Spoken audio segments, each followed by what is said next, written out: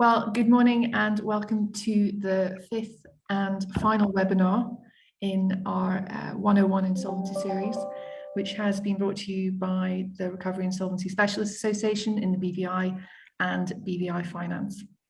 Today, we are going to be looking at restructuring remedies in the BVI, and I'm very lucky to have a very experienced panel join me today. First, we have Grant Carroll. Grant is a partner in the OGA dispute resolution team and the firm's global restructuring and corporate recovery team. He specializes in contentious and non-contentious cross-border restructuring and insolvency, together with commercial and trust litigation and claims involving fraud and breach of duty. Next, we have Nathan Mills. Nathan is a licensed insolvency practitioner in the BVI. He's a director of R&H Restructuring and has over 20 years experience specializing in a variety of areas, including corporate restructuring, which has given him the opportunity to oversee the financial functions of businesses of various types and structures. Next, we have James Drury. James is another licensed insolvency practitioner in the BVI. He is a director of CALO and has more than 16 years experience in this field, working in the UK, Cayman, and the BVI. In particular, James is well versed in cryptocurrency and digital assets, cross-border asset tracing and recoveries, regulatory enforcement, and shareholder disputes. Finally, you have me. I'm Sharon McGall. I'm the Managing Director and General Counsel of Little Bay Consulting. Having worked as a lawyer for a number of years in corporate finance, insolvency, and restructuring, I joined Little Bay at the beginning of this year, where we offer a range of services from directorships, voluntary liquidations, compliance, accountancy, and advisory services. I'm also very fortunate enough to be the current chair of the Recovery Insolvency Specialists Association in BVI, and it falls to me today to be the moderator of this panel. So moving on, there's a little bit about RISA, should anyone be of interest. Our agenda today, which hopefully James will be able to move on to for us. There we go. That's everything we're going to be covering. So with just over 372,000 companies incorporated in the BVI, and that's based on the FSC statistical bulletin that was released the third quarter of this year, we will be focusing today's session on restructuring remedies in the BVI that involve companies. Now, before we jump feet first into the presentation, just a reminder that we are looking at this at a very high level. We are going back to basics. So if for whatever reason the panel bring up a term or don't explain something clearly, please do feel free to ask questions or raise the virtual hand thing. I'm sure one of us can work out how that works. We've obviously had a number of previous webinars. We don't propose to revisit anything that's kind of previously been discussed unless it's relevant in the context of restructuring. So before I hand over to one of the panelists, the word restructuring gets used a lot, but what does it actually mean in the context of a company? Now, usually when a company is seeking to restructure, it's looking to make significant changes to its financial or its operational structure, often when in financial distress. It doesn't need to be in financial distress, and sometimes companies will restructure when preparing for a sale, a buyout, a merger, perhaps a change in the overall goals, or a transfer of ownership. Following a restructure, hopefully, the company will operate a more economically sound business in an ideal world. So let's dive in. James, perhaps you could take the first question. We're gonna kind of rattle through the sort of main restructuring remedies in the BVI, and then towards the end we'll kind of be a bit more question and answer between the panels.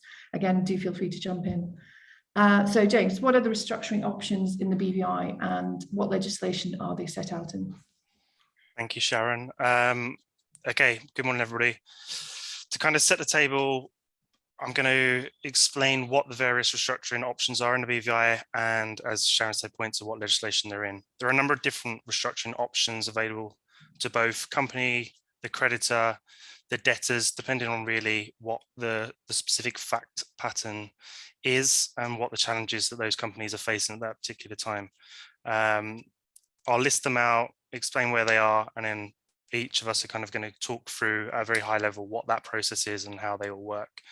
So the main ones that probably most people have heard of are the plans of arrangement and the scheme of arrangement. These are both set out in the Business Companies Act.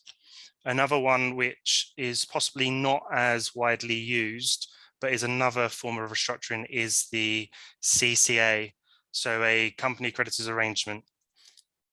Following from that, then you have a light touch provisional liquidation.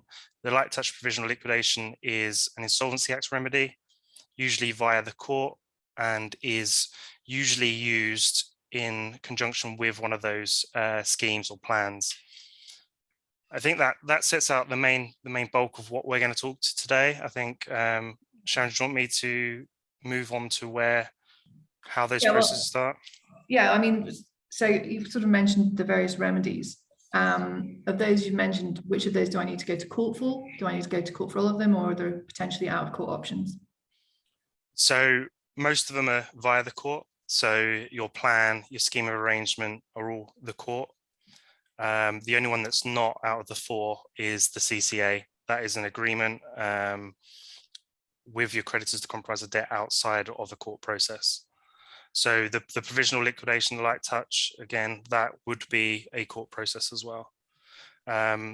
These remedies are all some way related to the court and a court appointed officer, depending on the terms of the relevant financial documents. An out of court remedy would likely require 100% agreement of all those interested parties. Otherwise, one of the remedies we have discussed would involve a court application somewhere. Okay. So Sorry, you go, James. No, that's it. So let's start with the first one you mentioned. Then you mentioned a scheme of arrangement and then also a plan of arrangement. When they sound like the same thing. Nathan, perhaps you could explain what a plan of arrangement is, what a scheme is, and perhaps highlight the differences between them. Thanks, Sharon. So moving plans of arrangement. So the two arrangements, as James mentioned, are under the BCA. A plan of arrangement is a process whereby the company restructures its affairs with its members and or creditors. The definition of arrangement in the Act is very wide and includes such things as reorganisations, mergers, consolidations, separations of businesses, and disposition of assets. As such, a plan is a very useful and flexible tool that can be employed in a number of situations. The process is the company's directors first prepare and approve a plan that they believe is in the best interest of the company, its members, and creditors. The directors then apply to a court for approval of the plan. The court can amend the plan as it sees fit and makes orders as to the persons who should be notified of the plan and in what matter, for example, the members and creditors, the persons whose approval of the plan should be obtained and in what manner, which is generally through a meeting, whether a hearing should be held, and if any holders of shares or securities should have the right of dissent. If required by the court, the members and or creditors' approval is required, the usual member threshold for a plan is a simple majority of 50% plus one. At the hearing for the approval of the plan, any interested persons may appear and be heard, and the court may then approve or reject the arrangement with or without amendments. Following approval of the plan by the court and other person who approval has been required, the directors will confirm whether they wish to proceed with the plan and execute and file articles of arrangement with the Registry of Corporate Affairs. And the plan will be effective on the date that the articles are actually registered with the registry. The articles of arrangement include the plan of arrangement, the order of the court approving the plan, and the manner in which the plan of arrangement was approved if the approval was required by the court. As I mentioned, the court can give certain parties the right to dissent, you shareholders, although there is no automatic right of dissent. The steps for dissent are in fact provided in the Act. Should a shareholder be provided with the ability to dissent and take such steps, the provisions of the Act allow a member who dissents from a plan to receive payment of fair value for their shares. Both the member and the company are bound by the procedure and the time limits prescribed by the legislation. Should a member opt to dissent, the member must give the company a notice in writing electing to dissent from the plan. On giving such notice, the member ceases to have the rights of the member of the company except for the right to receive fair value for his or her shares. An interesting point is that payment of the shares must be in cash and not in shares or other considerations. So this can create a considerable structural hurdle when the plan relates to an otherwise non-cash transaction. Schemes which are similar but also very different work in such a way. So a scheme is proposed and an application of the scheme between a company and its creditors must be made to the court by the company or a creditor, member, administrator or liquidator of the company. The purpose of the scheme is for the company to agree a compromise with its creditors or shareholders to enable to carry on its business as a going concern without entering into a formal insolvency proceedings. A scheme is generally less wide-ranging in scope than a plan, but also less subject to amendment by the court. Upon the application being heard, the court may order a meeting of members or creditors. If a majority in number representing 75% in value of the creditors or members agree to the scheme, then once sanctioned by the court, it is binding on the company, all creditors and all members, any liquidator and any contributory. A further key benefit is that once the requisite resolutions have been passed and sanctioned by the court, there is no statutory right for dissenters. So although the consent threshold, being 75%, is higher than for a plan, there is greater certainty once approval has been reached. The procedure is also simpler, and the scheme cannot be varied once approved unless there is express provisions in the scheme. Once approved by the members or shareholders, an application is then made for the court's approval. If the court is satisfied that the scheme represents a true compromise and is fair and reasonable, hopefully the court will approve the scheme. Some other points to note is that the scheme will tend to be creditor driven and are often used as part of a creditor imposed compromise. And also there is no fixed duration for the scheme, and its length is often determined by the directions of the court. So that's a very high overview of what a plan and the scheme is. Thank you, Nathan. Okay, so let's move away. So the plan and schemes are set out in the BVI Business Companies Act, if anyone has a burning desire to go and read up a bit more about them. Let's move to the Insolvency Act and maybe the creditors arrangement. James, perhaps you could just give us a bit of an overview of the process. Yeah. So where a BVI company has one or more unsecured creditors, so a creditor doesn't hold any security, so not including secured creditors in this example, it may consider a company creditors arrangement. So for ease, I'm just going to say CCA because it's less of a mouthful. But so the objective of a CCA is to make it a relatively simple for majority of unsecured creditors of an insolvent company to reach an agreement for the company to compromise its debts and bind all other unsecured creditors.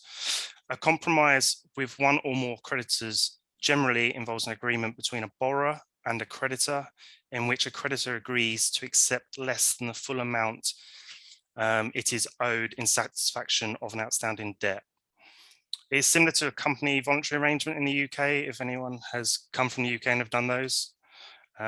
So the CCA is a flexible process and can vary or cancel debts. A CCA does not affect the rights of the secured or preferential creditor without their written consent. The proposal for the arrangement may be made by the directors, the company, or the liquidator if the company is in liquidation, but the company must be insolvent or likely to become insolvent. There is no moratorium that you get from a CCA on the creditor's rights and no court involvement, as we've discussed already. So the arrangement will be set out in a written proposal, which must include specific information, which is set out in the BVI insolvency rules. The arrangement must list who the IP is going to be, and that IP will act as an interim supervisor and oversee the arrangement. The The IP and the interim supervisor in this case will prepare a report on the proposal for the creditors and monitor the affairs of the company in that stage.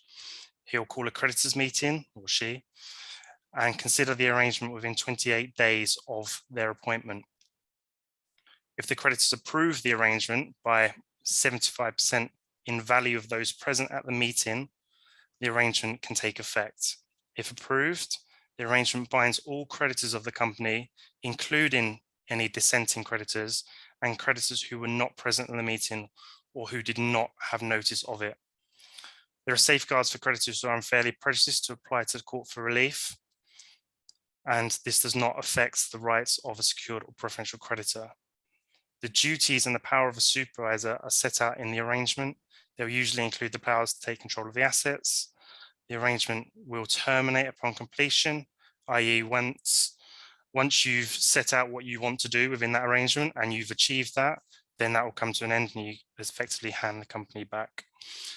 At the meeting of creditors, which, as we said, is 28 days after the appointment, the creditors may resolve to approve not only the proposal, but also the appointment of an interim supervisor.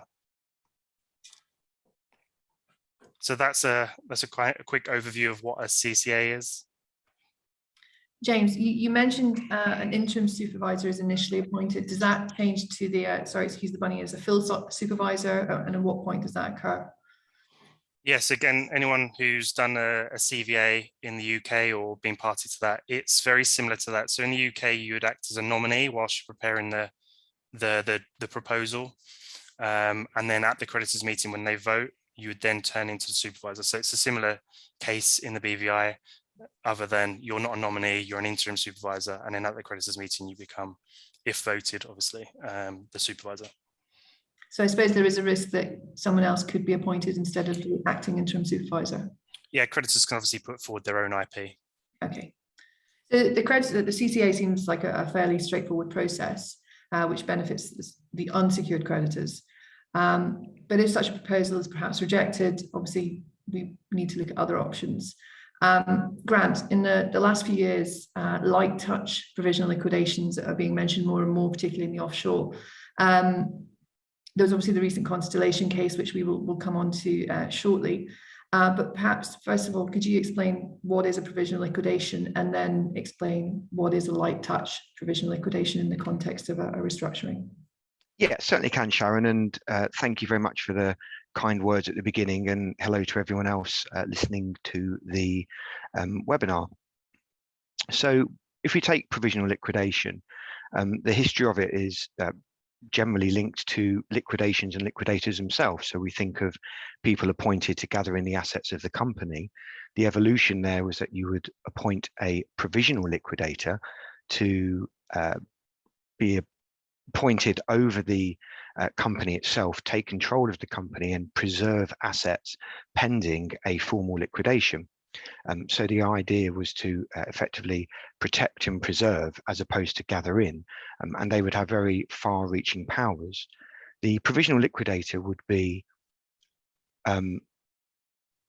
picked by the creditor, and the provisional liquidator would have to provide a consent to act in the ordinary way, and then typically there would be an application, usually ex parte, made for the appointment of the provisional liquidator.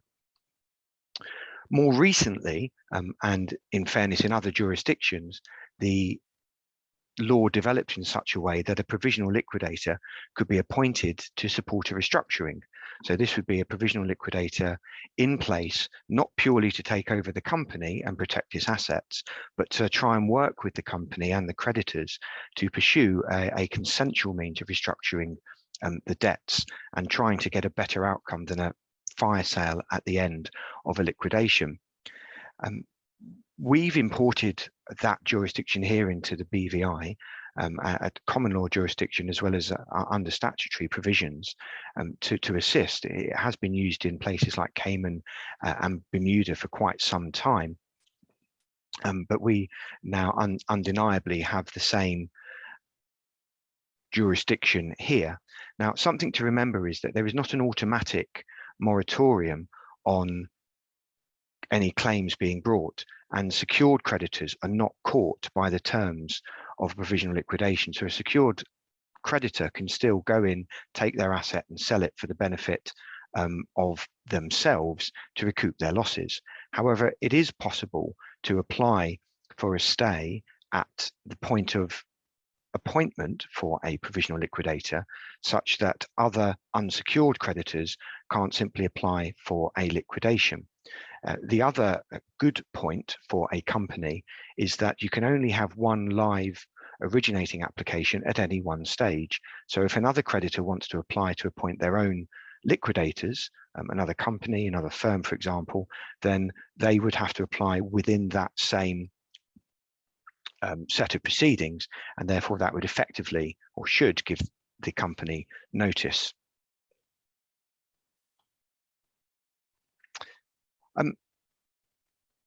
The grounds upon which the provisional liquidator can be appointed probably won't come as much of a surprise.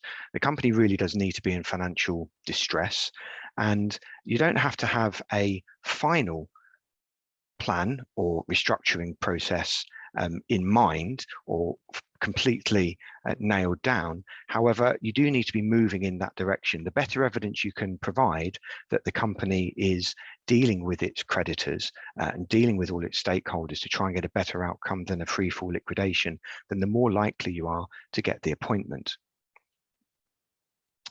However, you still must demonstrate that there is an element of insolvency, and perhaps the usual wording that one would find in an application is that absent a restructuring, then the company will find itself in liquidation, and that will be a worse outcome for creditors.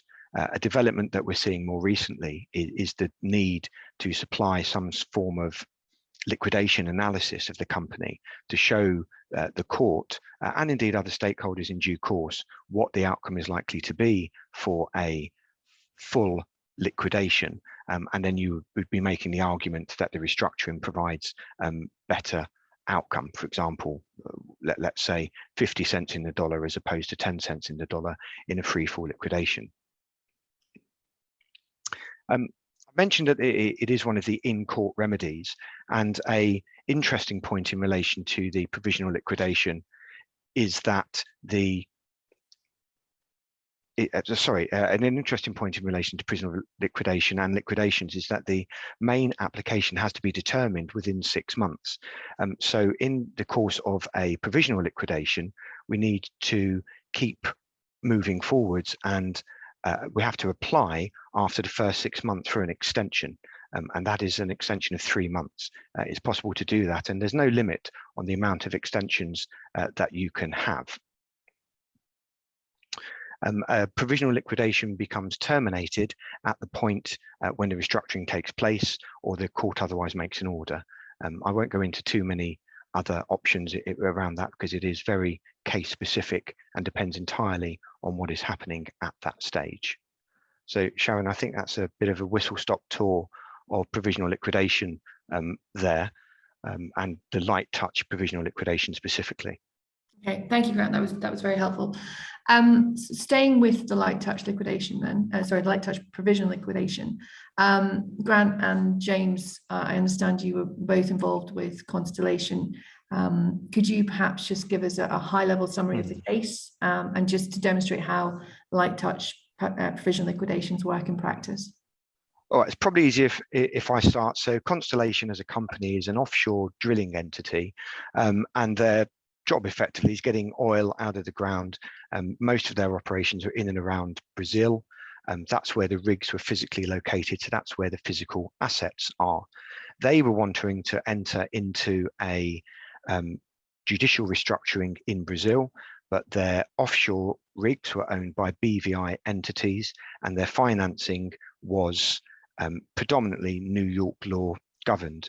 So the aim of the provisional liquidation was to protect the assets, as I sort of just mentioned, from other creditors trying to steal a march and take the rigs, because of course the companies were still operating, oil was still being extracted, and revenue was still being generated. So the process is you appoint the provisional liquidator, the company, its directors agree a protocol with the provisional liquidators as to how they will discharge their duties. And that's probably a convenient point for me to hand over to James, who can pick up from that point when it's clear between the parties what the expectations are and what the duties are.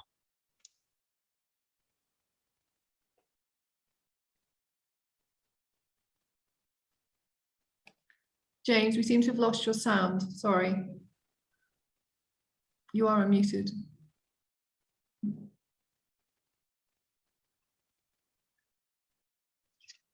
Oh. No, sorry, James. Is it maybe the headphones? Well, whilst James is sorting out his sound, perhaps if I pick up at that point, and if James makes a noise, puts his hand up when we think we can hear him, then we can continue there. So the provisional liquidator in this regard would typically sit at board meetings, would have sight of every resolution that's being passed, and you would generally look to agree a materiality in relation to transactions. James, are you back? I don't know, am I? You are. Perfect. Sorry about that. No, I was just going to say that, yeah, exactly what Grant said. As I understand, so this was actually an engagement before my time at Kalo, but I understand that the joint provisional liquidators were appointed really as a protective mechanism. The appointment puts the liquidators in place. It stops anybody, as Grant mentioned, getting a march on the company, looking to appoint directors further down the chain and attacking whatever structure there is that has the value. Obviously, it's very different to a normal liquidation. And in this case, the protective nature of the JPL's appointment was as a protective means to facilitate the restructuring in other jurisdictions. So my understanding is that the provisional liquidators entered into that cooperation agreement with the directors and allowed them to continue running the company. But and I think the important thing to note is that the liquidators do still very much have a duty to understand what is going on, but as the wording obviously says, it's a light touch. So they need to know what's going on under the umbrella of the liquidation, but very much hands off and allowing the directors to do what they need to do to ensure that the restructuring is taking place. And what can also happen, which is a very, very happy side effect of this, is that you have a professional independent party who's been appointed, who fully understands the affairs of the company, fully understands the creditor side and what's going on, and can sometimes act as somewhat of a middleman and can facilitate further agreements between the company itself and its creditors, because sometimes an impasse can be reached. Creditors typically want their money as soon as possible. Companies often have to hold some back to ensure that they can continue as a viable operation, and hence the need to restructure. And the provisional liquidator can sit in the middle there and can facilitate those discussions, roundtable meetings, and move things along in the right direction. Okay, thank you both. That was very helpful. And now it's been a very long time since I practiced in England and Scotland, but would note that there are similarities perhaps between a light touch liquidation and an administration in the UK or a Chapter 11 in the US. Now, I don't propose to go into detail on either of those. What I would note, though, is particularly for anyone who's just recently moved to the BVI, whilst we do have the administration provisions within the Insolvency Act, they are not yet in force. And I think the understanding is they're unlikely to come into force anytime soon. So we don't have administration in the BVI, so I don't propose saying much more than that, unless the panel would like to add anything else. No, likewise, we don't have Chapter 11. Yeah, brilliant. So the remedies we've discussed so far are likely to be remedies which are considered when a company is in the zone of insolvency or is actually in insolvency. But before we kind of wrap up and perhaps move on to questions and final thoughts, perhaps we can just briefly touch on other options available in the BVI, maybe ones that are used in both solvent and insolvent situations. Debt for equity swaps is something, it's a word that gets, or a phrase that gets bandied around quite a lot. Could perhaps one of you just clarify what is exactly meant by that term and how potentially it can be used in a restructuring? Thanks, Sharon. So debt for equity swaps, generally when a company's in financial difficulty and it's still a viable going concern, and there's one significant creditor, be it a supplier or a private financier, is calling up,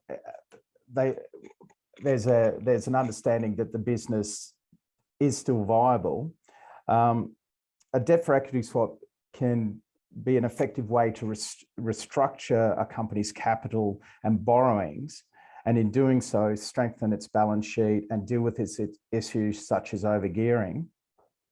So a debt for equity swap involves the creditor converting debt owed to it by the company into equity in that company. So the effect of the swap is the issue of equity by the company and the effective satisfaction of the debt through discharge or release, or it's extinguished. So for a creditor, a debt for equity swap may be a way of avoiding costs associated with commencing a formal insolvency process, and may provide a means by which the creditor can participate in any future growth of the company. So, but one of the main factors with that, there needs to be a strong underlying business or an asset of value that is either going to increase in value, so the creditor will gain some benefit, while not immediately, at some future time. Brilliant. Thank you, Nathan. So moving towards the end of our presentation and before we open up the floor for questions, of the remedies mentioned, and I appreciate that it will, often turn on specific circumstances. If you had an option to use any of the remedies we've discussed, which remedy would you perhaps be more inclined to adopt and why? And I'll ask all the panel members to provide a response if they're willing. So I think what every creditor and indeed company in financial distress wants is some form of certainty. They want to know what they're going to have to pay when and how do they get out of the hole that they're currently in. So obviously, if we just take plan, scheme of arrangement, CCA, the one that's probably been used the most in the BVI, which I'm aware at least, is the scheme of arrangement.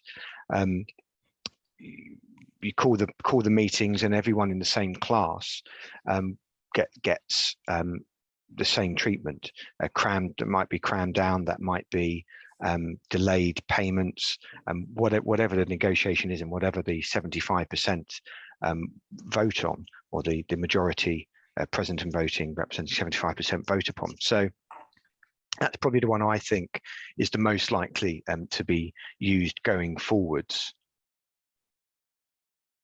Okay, Nathan, James, would you sort of agree that schemes are the sort of where you would be leaning towards? Obviously, circumstances applying. Yeah, I think I would agree with Grant. I think it's certainly the one that we've seen the most since I've been in the BVI. Strangely, we've done a lot of the CCAs here, but I've not personally done any plans. I mean, a lot of these are not widely used. I don't think they're your common engagements, but I think the scheme is probably the most common of all of them. Okay. And some of it, James, I think comes from the fact that as a jurisdiction in general, we tend to be a holding entity jurisdiction. So the actual restructures, financial restructurings might be taking place in other jurisdictions and not here, whereas the BVI companies will be bound by those if they attend and vote in New York, London, wherever the actual scheme may be taking place. Yeah, exactly. I think with schemes as well, I agree with both of you.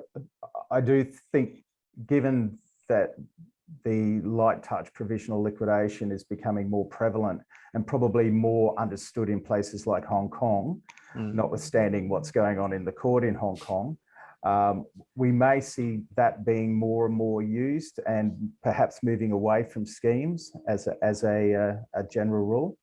Notwithstanding that schemes are probably a better way to manage the process. I know if I was a director of a company trying to restructure, I wouldn't like a winding up application sitting there waiting for a creditor piggyback at some stage.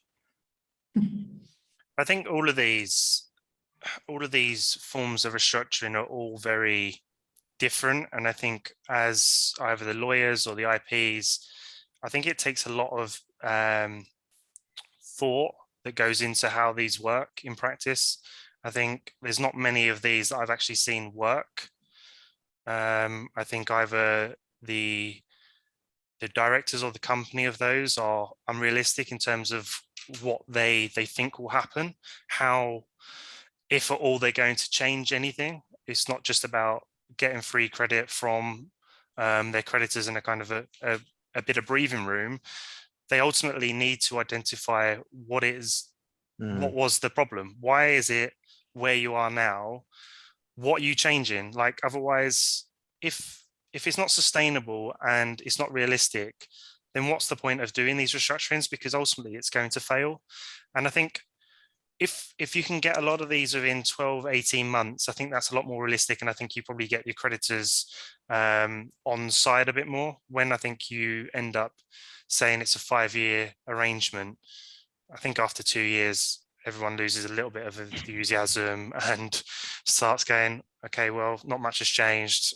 I'm in year 2 of 5. What's the point of this? So I think there's, speaking as an IP on this, I think we've got to be very diligent in that outset, speaking to the clients, understanding, well, what are the figures? Why is it different? What are you going to be doing? Can you actually sustain this? Have you thought about this? Are your assumptions tight enough? Are you prudent in what you think is going to happen? I think otherwise you're just going to end up prolonging the matter and it's going to fail and go into liquidation anyway. Yeah, I agree, James. A company doesn't become insolvent unless there's some serious structural issues with the business itself. So I think it's important that the lawyers, the directors get sound advice from an IP, I'll put that out there, about what structural changes are going to be made and how they're going to be implemented. The flip side of that is that if you look at the supply chain issues that the world is having at the moment, companies could find themselves in financial distress simply because they either can't get product in or can't shift it out the other end. So I think it's hugely important, as you both say, to identify exactly where the problems arisen. So if you're going to go to creditors, if the reality is that it's just down to poor management that the company's in financial distress, you're simply not going to get a lot of sympathy from them. I think that's, sorry, go on, Nathan. I was going to say, generally, it's not simply down to poor management. There are other intrinsic issues going on, So yeah, so that's a very good point. I was just going to say that we've had a couple of inquiries recently where either a restructuring remedy is put forward as a comparison to a liquidation. It's a very big business. It distributes books across the Middle East, and ultimately they've suffered heavily due to COVID. So, and I think that isn't necessarily about mismanagement. That is a after effect of something that they've not necessarily been able to control, and they are experiencing significant cash flow issues.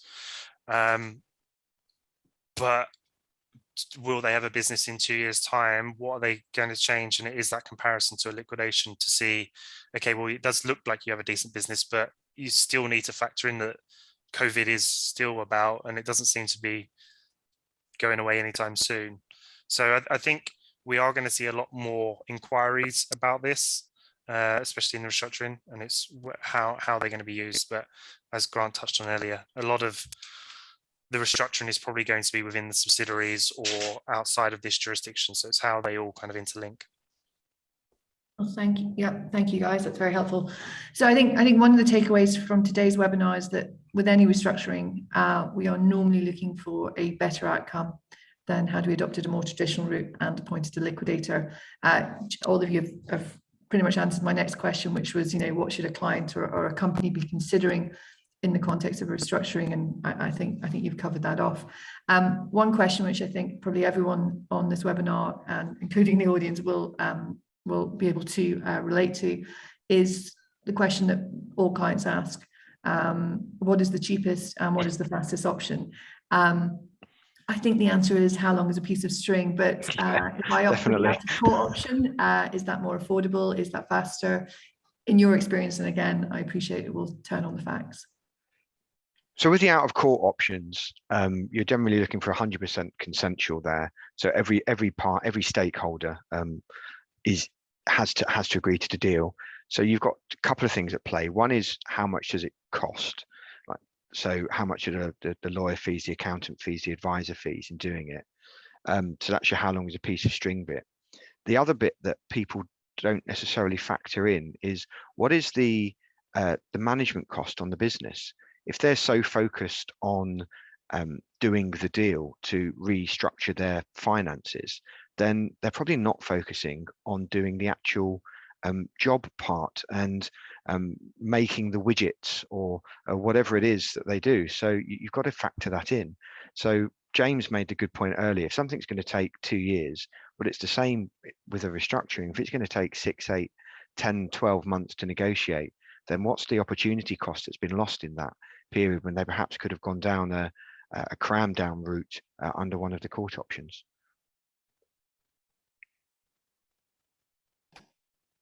Brilliant. Thank you, Grant. So my last sort of query, I think, for all of you is future developments with regard to restructuring remedies. Cayman has recently brought in new legislation regarding restructurings. Do you think the BVI is going to follow suit? Where do you see us in the next sort of couple of years? I think that's very difficult to answer. We are known as a creditor-friendly jurisdiction. And if we start considering bringing in moratoriums, administration as it sits in the Act at the moment, we could be seen to be moving away from that, which could be detrimental to the jurisdiction itself. Whether we're forced to do that, given what's happening in the UK, particularly, I guess is yet to be seen. But generally I don't think there's any great appetite for such remedies being available here at this time.